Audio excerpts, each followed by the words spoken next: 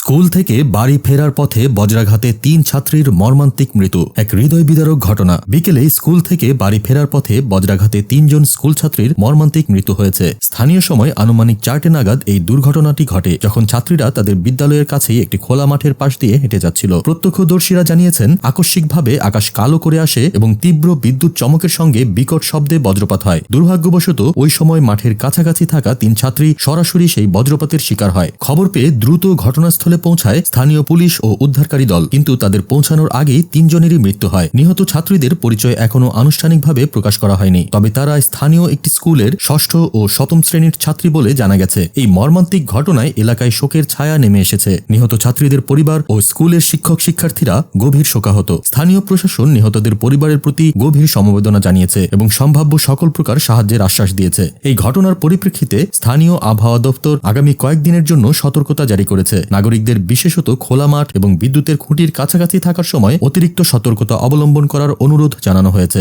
বজ্রপাতের মতো প্রাকৃতিক দুর্যোগে এমন মর্মান্তিক ঘটনা অপ্রত্যাশিত হলেও এটি আমাদের দুর্যোগের সময় আরও বেশি সতর্ক থাকার এবং প্রয়োজনীয় সতর্কতা অবলম্বন করার কথা মনে করিয়ে দেয়। আপনারা দেখছেন প্রতিদিন সকাল।